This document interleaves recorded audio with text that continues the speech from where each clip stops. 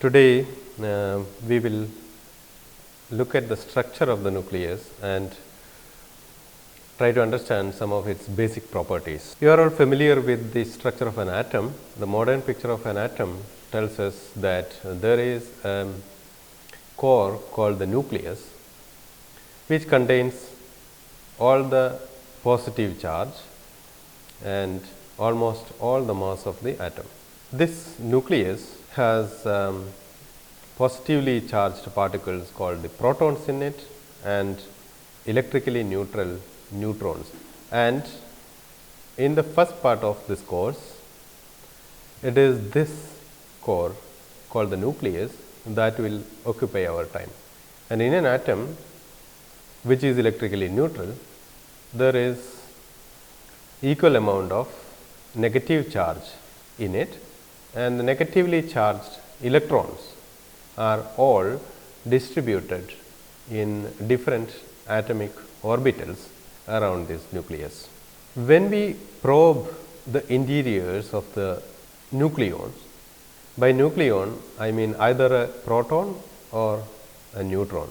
So, neutrons and protons together we will call nucleon. So, when we look at these nucleons closer, we will see that they are made of smaller particles, or they have further structure, and they are further made of what is called the quarks. For example, a proton has 3 valence quarks, which are denoted by U, U and D in this picture. And similarly, a neutron has 3 quarks again, but there are 2 of D type and 1 of up type. In the second part of this course, when we discuss properties of elementary particles, we will discuss more about the quarks and their interactions and other bound states that the quarks form, etc. Here in the first part of this course, where we discuss the properties of the nucleus, we will be discussing the nucleus at the level of nucleons and their interactions. Electrons, on the other hand, are structureless as far as we know. Let us first look at the size of these objects. You may be familiar with the size of atoms. An atom has something like an angstrom size of radius. An angstrom is 10 power minus 10 meters. So, it is a very tiny object when we compare with the usual world objects. But when we compare the nucleus with the atom, it is much tinier compared to this atom. The size of a typical nucleus is about 100,000 times smaller than the size of an atom. So, it is in meters about 10 power minus 15 meters, or a few times 10 power minus 15 meters in size. Protons are slightly smaller than Fermi, or slightly smaller than 10 power minus 15 meters. Similarly, neutrons are slightly smaller than 10 power minus 15 meters, something like 0.8 to 0.9 times 10 power minus 15 meters. Electrons are very tiny again, something like 100 times smaller than the protons and neutrons. Now, to put it in a perspective, I will give an analogy, comparing it with or blowing it up and then comparing it with the sizes of objects around us. So, if you blow up the size of the nucleus to the size of a football, which is something like 10 to 20 centimeters in size, a few times 10 centimeters, then the size of the atom will be 10 kilometers. This is 100,000 times the size of the nucleus, which is 10 kilometers, which is the size of a city. So, if you consider the atom to be the size of a city, then the nucleus is a very small football sitting at the center, and this contains all the positive charge and almost all the matter in it. So, we can actually say that the atom is, or atom has a lot of empty space in it, and almost all the matter is concentrated in a tiny volume, and the rest of it is all empty space with electrons distributed in that empty space, and the electrons in this picture will be of the size of 1 millimeter or smaller. Another important thing that we like to realize when we discuss the size of these objects is that we are talking about quantum objects, objects with quantum mechanical properties. Therefore, with the inherent uncertainty of the quantum mechanical measurements or quantum mechanical definitions of size, etc., we will have to be careful in defining what we mean by the size of an object. For an atom, it is relatively easier to define the size. We know the electrons are distributed around the nucleus in an atom. So, take the outermost electron, find out what is its average position compared to the center of the atom, or in a coordinate system with origin at the center of the atom, we can ask what is the expectation value of the position of the outermost electron, and that will give us an estimate of the atomic size. In the case of a nucleus, we do not have such conveniences. So, we will have to actually depend on other ways to define the size of the nucleus. So, what is usually done is to consider the matter distribution or the charge distribution, electrical charge distribution of the nucleus, and ask the question what is the size of this distribution, which will give us an estimate of the size of the nucleus. And experimentally, we can probe the charge distribution of the nucleus by, for example, performing scattering experiments. If we perform a scattering experiment with negatively charged electrons at high energy with a large energy bombarding on the nucleus, then there is a possibility that these electrons will go into the nucleus, probe inside the nucleus, and give us information about the charge distribution there. Similarly, we could also find out the mass distributions using the scattering experiment. And such experiments reveal that for almost all the nuclei, or for a large range of the nuclei, there is a relation between the radius and the mass number that we could establish. So, the relation is this: the radius r is found to be proportional to 1/3 power of the mass number, which we denote by A.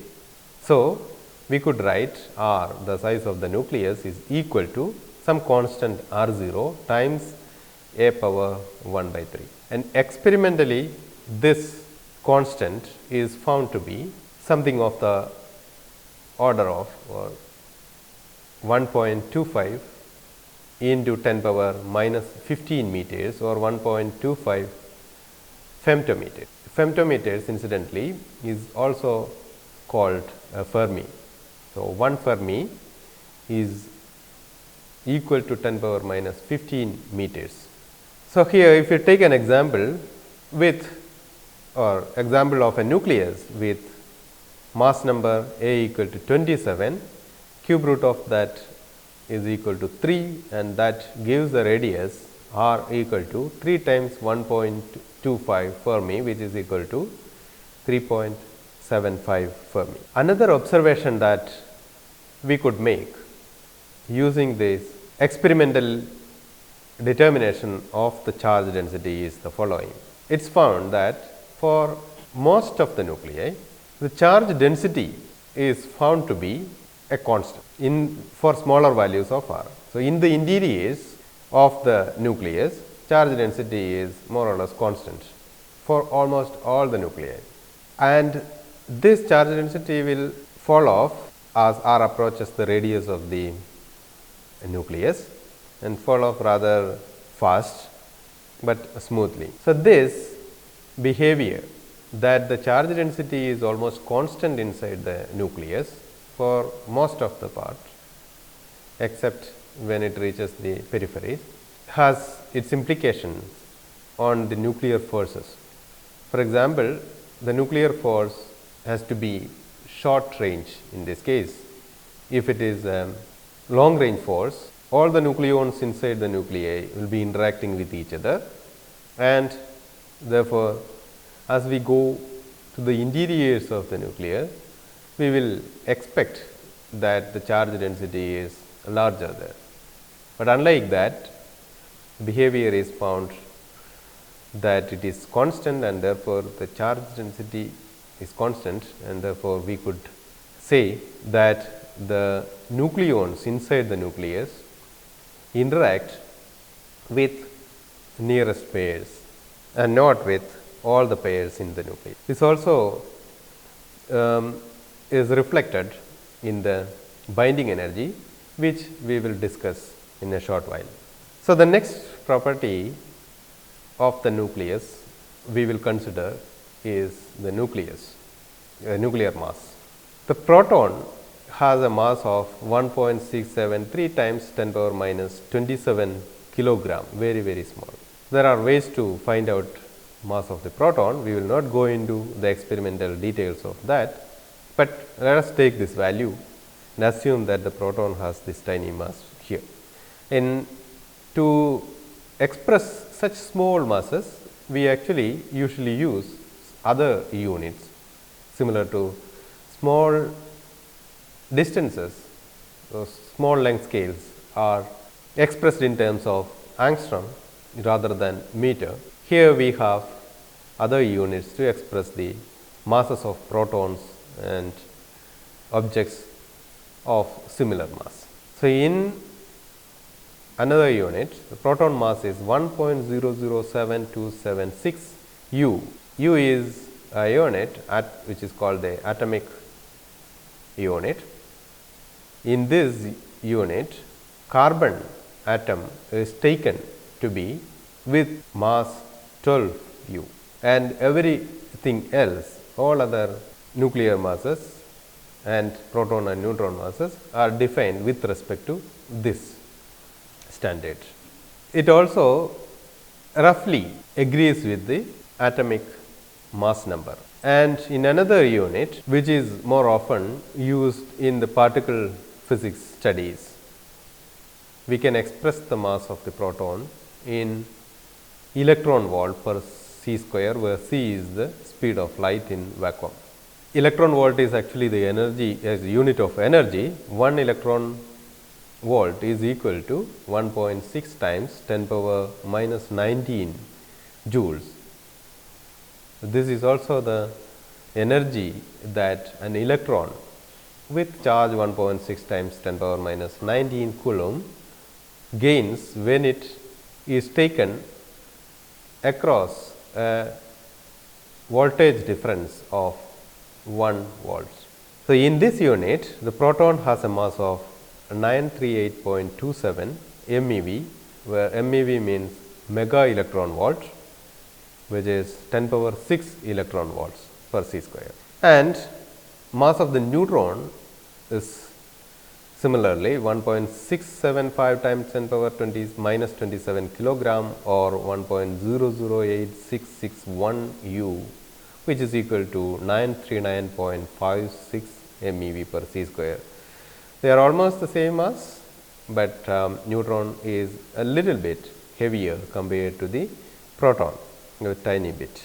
Now, when we consider a nucleus with say z number of protons and n number of neutrons in it, we can estimate roughly the mass of the nucleus to be z times mass of the proton plus n times mass of the neutron. Experimental determination of these masses differ a little bit from this, slightly from. Experimentally, we can find out the mass of the nucleus by using spectrometer, mass spectrometers. This is an arrangement with magnets arranged so that there is a high magnetic field in a region, and beam of a particular nucleus or a mixture of many nuclei with some kinetic energy, some speed is passed through this region. Now, we know the nuclei have charge, electric charge, and then electrically charged objects when passed through a region with magnetic field will experience Lorentz force and therefore take a curved path, and so are these beam of nuclei. And the radius of the path depends on the charge as well as the mass of this object, and from this, knowing the charge and experimentally finding the radius, we will be able to find out the mass of the nucleus. We will not go into the details of such mass determinations, but we will take it that experimentally it is possible to measure the masses very accurately. And these measurements differ a little from the total number of the total mass of the proton and neutron inside the nucleus. And this difference, if I denote by delta m, is called the mass defect or mass deficit. And there is a corresponding energy that we could consider, delta m times c square, which is called the binding energy, and we will denote this binding energy by B. So, of course, there is the nucleus with slightly smaller energy compared to the z number of free protons and n number of free neutrons, and that certainly is making it a more stable configuration compared to the free protons and neutrons of same number. So, let us look at this binding energy a little more detailed. Experimental determination of binding energy or the mass of these particles will tell us about the binding energy, and if we plot the binding energy, rather the binding energy divided by the mass number A, which will give us the average binding energy per nucleon. That has a behavior as shown in this plot. So, for light nuclei with small a values, binding energy per nucleon is small, and it actually rises very fast to a value of something like 8 MeV, and then on it rises slowly from value of say A equal to 20 to 50 or 55, and then gradually falls down to value of 8 or so, 8 MeV or so, by the time the mass number reaches a value of 200.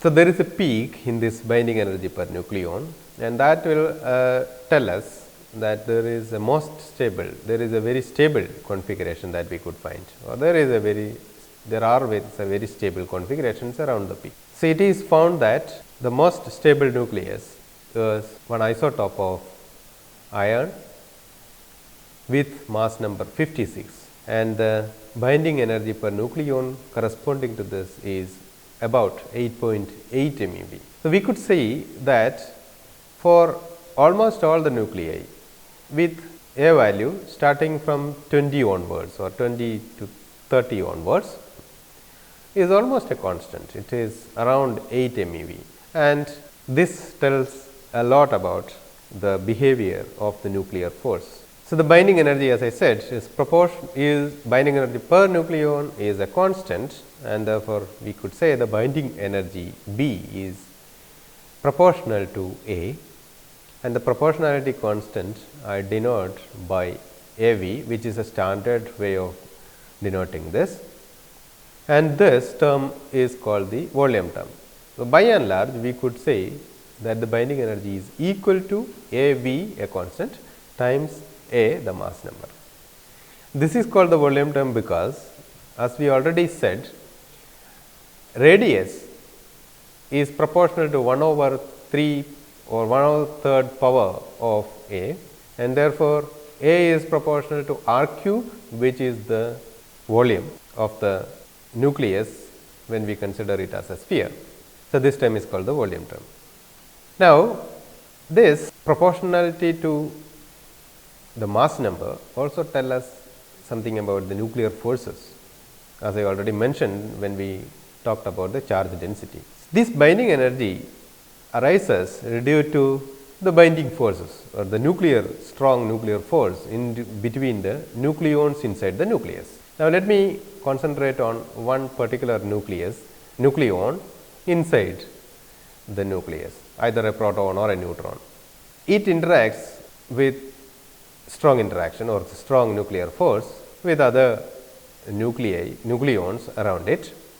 Now, let us take the nucleus or another nucleon very near to this nucleon that we have considered. So, particular nucleon we consider will be taken here as the one with solid blue color, and that, let us say, interact with the nearest neighbor, which is denoted here by a red circle.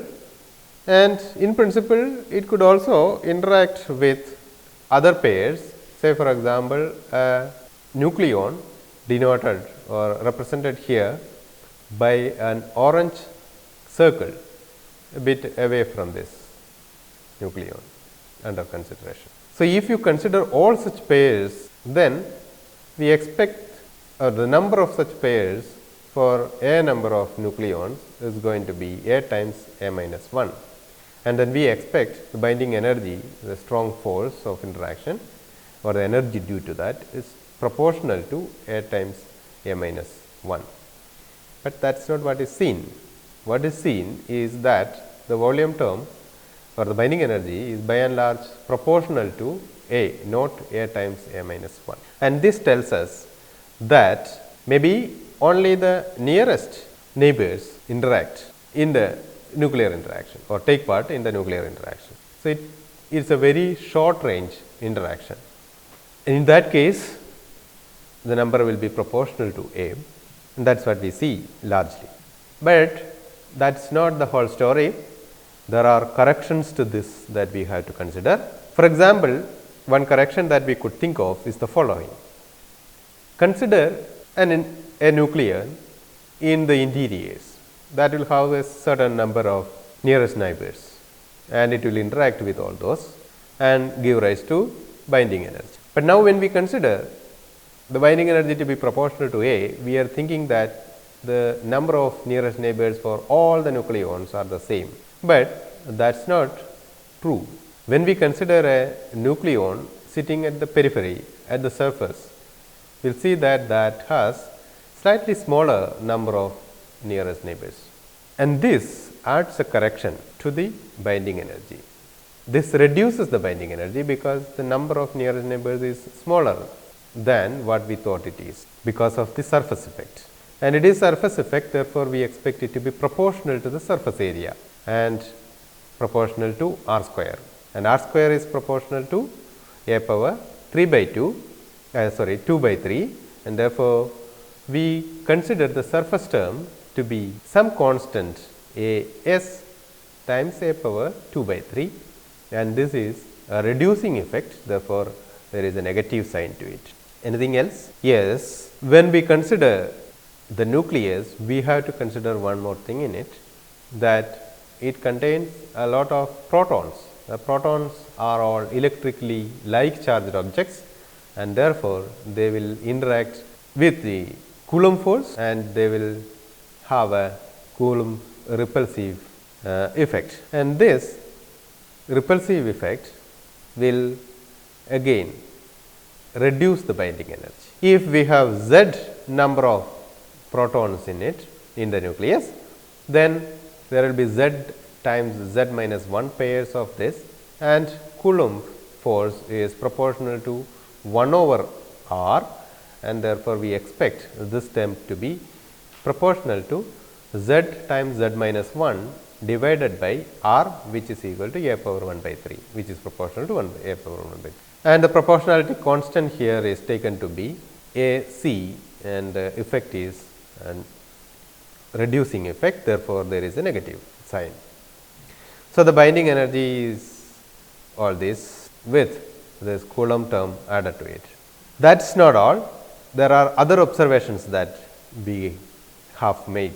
When we look at a lot of atoms and many isotopes of these atoms, incidentally an isotope I believe you are familiar with is atoms with same number of Z values, but with different number of neutrons in it are called isotopes.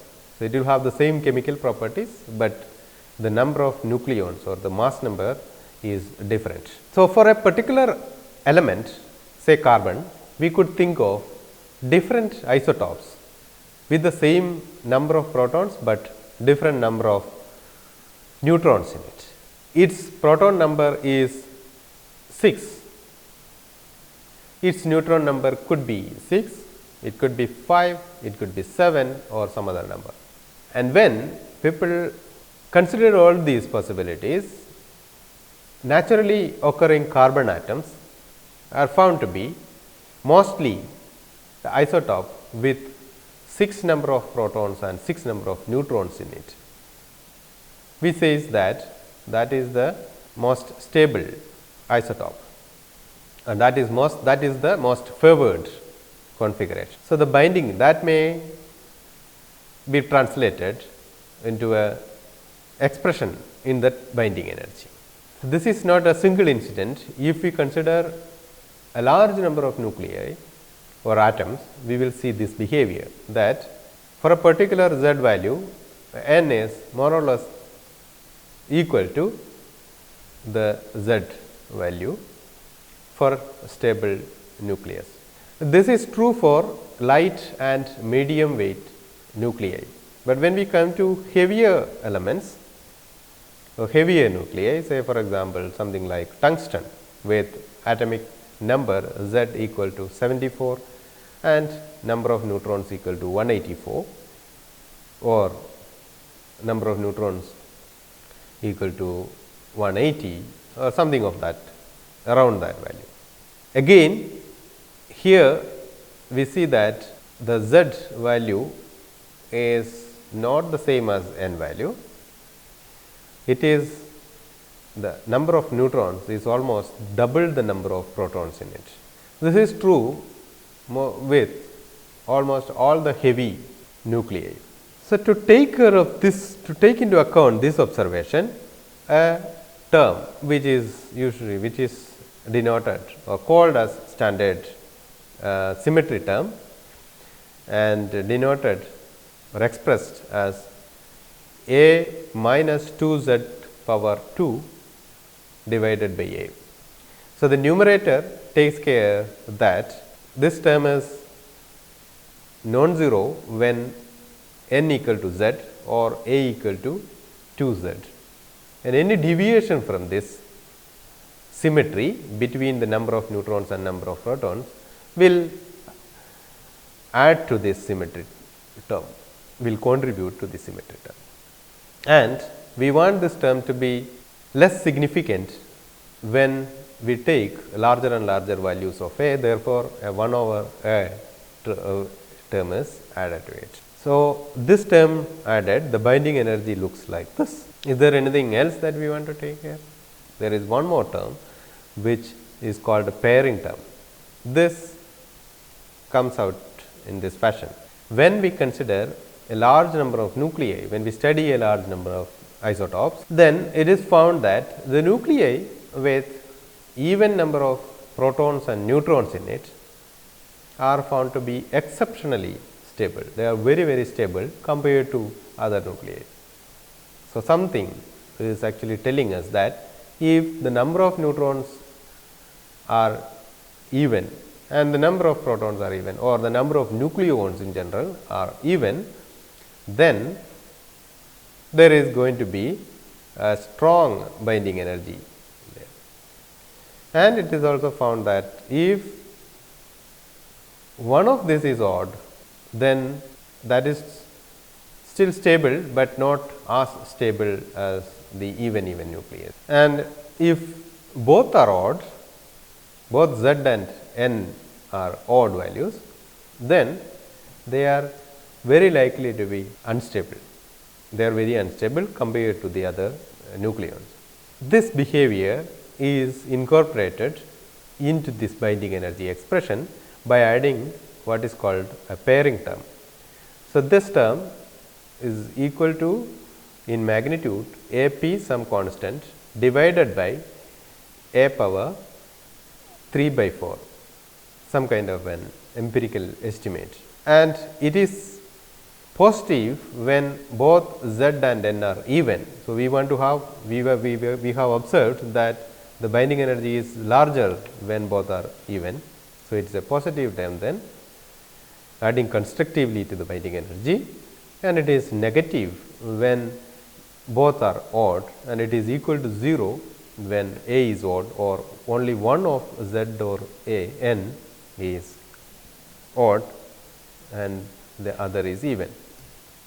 So, that gives us the estimate of the binding energy, and this we have to get this expression, we have relied on some kind of theoretical arguments as well as a lot of experimental observations. So, this formula or this expression is called a semi-empirical relation for the binding energy. In fact, we could take that and then add to the mass as expressed earlier, and that will give us a semi-empirical mass relation or mass formula. Now, experimental determination of these constants tell us that they have these values. A v, the volume term, the constant in the volume term is equal to 15.6 MeV. All of these have energy units. A s, the surface term has 16.8 MeV value. A c is approximately or more or less equal to 0.72 MeV small, and the symmetry term is 23.3 MeV, and the A p constant which appears in the delta of the pairing term is 34 MeV. Now, the binding energy and stability of the nuclei, we already mentioned this, that so, but let us discuss that again to make it clearer. Any physical system that we have seen has a tendency to go to the minimum energy configuration, and that is also some kind of a behavior of many of the human beings also. We want to minimize our energy by sitting idle somewhere. Almost all the physical systems, I mean in fact all the physical system has this tendency. So, if you look at the nucleus, energy is mass times c square, which is equal to m c square equal to z m p c square plus number of neutrons a minus z times m n c square, missed the c there. So, it is m n c square minus the binding energy. So, this formula we already saw earlier. So, m n is smaller if B is larger. B is larger means larger binding energy. So, and we already said the physical system tries to achieve minimum energy configuration as much as possible, and therefore, larger the binding energy, the more stable the nucleus is. Okay. So, binding energy here we express again is given by this, and we can in fact find out for a particular value of A, what is the minimum, what is the value of Z, that will give the maximum value of B or the minimum energy configuration for the nucleus or the most stable configuration for the nucleus. So, for a given A, which element will be the most stable one.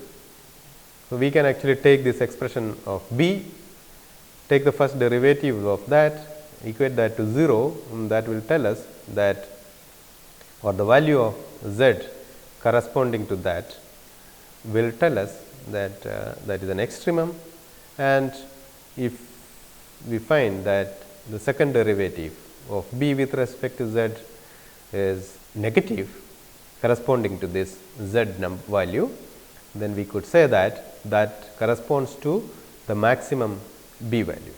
And another related thing is that say naturally among the naturally occurring isotopes, it will be the most stable isotope which will be most abundant naturally, right. All right. So, we will not really talk more about this at the moment. We may come back to it at a later stage in the discussions. So, let us go to the other properties of the nuclei. One another property of the nucleus is the spin of the nucleus. We know the spin of the proton is half in units of h cross, and spin of neutron is also half in units of h cross, where h cross is the reduced Planck constant. I believe you are all familiar with this in the from some introductory quantum mechanics course. And you are also familiar with the concept of spin, and you may also be familiar with the spin half objects like electrons, which are called fermions and which behave collectively in a particular fashion according to the Fermi's statistic or the rules of the Fermi statistic. And there are other objects with integer multiples of h cross for their spin, and they are called bosons, and the bosons behave in a different way when they are taken in a collectively, and they behave according to the rules of Bose-Einstein statistics. So, they are called bosons. Half integer spin particles are called fermions, and therefore, we could say that protons and neutrons, nucleons in general, are fermions. So, collectively taken together, these protons and neutrons in the nucleus will give rise to some total angular momentum. You know the spin angular momentum addition rules, that if you take more than one objects with spins or the angular momenta, you can consider the collectively as a system, you can think about a total angular momentum of the system. Usually vector addition of the angular momentum will give us the results of the total angular or the values of the possible total angular momentum. Similarly, here when we consider many protons and many neutrons with spins, spin angular momentum, the internal angular momentum, then they will add according to the rules of the angular momentum addition and give rise to a total angular momentum. This total angular momentum is called the or can be called the spin of the nucleus, or nucleus considered as a single object. Its internal spin, internal angular momentum is called the spin of that object. Not only the spins of the protons and neutrons, but also a relative angular momentum of these objects, if they are in motion inside the nucleus, they may have relative angular momentum, and all these relative angular momentum has to be also considered when we consider the total angular momentum of the system. So, all of these together will give rise to spin of the nucleus. So, we can think about the spin of the nucleus and then define that and then study this, and then manifestations of these are can be observed. Now, one particular observation in this regard is the following. We said there are nuclei with very large number of nucleons. For example, if you consider tungsten, it has 74 protons in it and something like 180 or 200 neutrons in it. It is a huge number, and if you add all the spins, there is possible to have very large spins, very large values for its spin. Similarly, there are uranium, gold with 79 protons, and silver or uranium, lead, etc. Very heavy nuclei, very large number of protons and neutrons in these nuclei. So, we may expect very large values for the spins of the nuclei when we add up the spins of all these protons and neutrons. But what is observed is otherwise. Spin of any nucleus that is familiar to us is not more than 10 units of h cross, which is small compared to 200 or 300 which is a possibility in principle when we take those many nucleons and add their spins and their relative angular moment, orbital angular momentum, but that is not seen. So, this particular observation suggests very strong pairing between nucleons with cancellation of angular momenta, cancellation of the spins of these pairs. And we will see that some of the nuclear models effectively make use of this particular observation and in fact give a theoretical explanation in a very nice way. And this gives rise to magnetic dipole, electric dipoles or quadrupoles. Electric dipole is not usually seen because of other reasons, but electric quadrupoles are there. Most of the nuclei have electric quadrupoles, and we can study them, study their behavior, find out what the values of these magnetic dipoles are, magnetic higher multipoles are, and electric quadrupoles, etc. And that will also tell us a lot about the properties or the dynamics of the nuclear forces. But we are not planning to get into the details of this in this course. Okay. So, that somewhat concludes our this session. So, let me pose a few questions before we actually conclude this. One is, as we said, there is a relation between the mass number and the radius, and we could find out or estimate the value of the radius of the nucleus given the value of A. So, here it is a very simple question, just to demonstrate this again. Take nickel with mass number 64 and atomic number Z equal to 28. In this and in the lectures that follows, in all our discussions in this course, we will denote an atomic nucleus in this fashion. We will take the symbol that usually represents the element, here it is nickel for example, and put the atomic number as a subscript on the left side and the mass number as a superscript on the left side. So, that is how we are going to represent a nucleus. So, find out what is the value of the radius that you could estimate for this particular nucleus. And then we again discussed the binding energy in detail. So, here is a question related to that. You take two nuclei with mass numbers the same, A equal to 9 in both these cases, but Z number is 4 and 5. One is boron, other is beryllium. Which one is more stable? Again, you could find out what is the binding energy of this and what is the, using the semi empirical mass relation, or find out what is the mass of that, mass of these objects using the semi empirical mass relation, and find out which one has larger binding energy or smaller mass number, mass value. Okay, that will be the most stable one. And now, we have another question related to again this binding energy.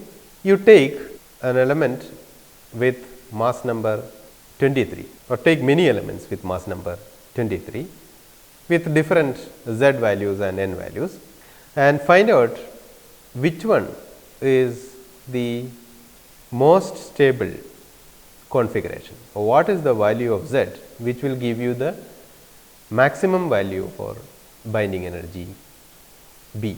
I already told you how to find that out from the expression of the binding energy, and if you find this Z to be equal to some fractional number or some value which is not a whole number, then find out the nearest whole number and find out what is the element corresponding to that. Given the Z value, element is fixed. So, the element is nickel has Z equal to 28, whatever the value of A is.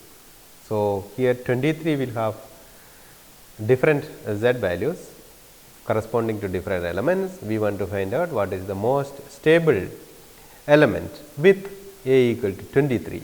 All right. So, in the next session we will discuss other aspects of the nucleus.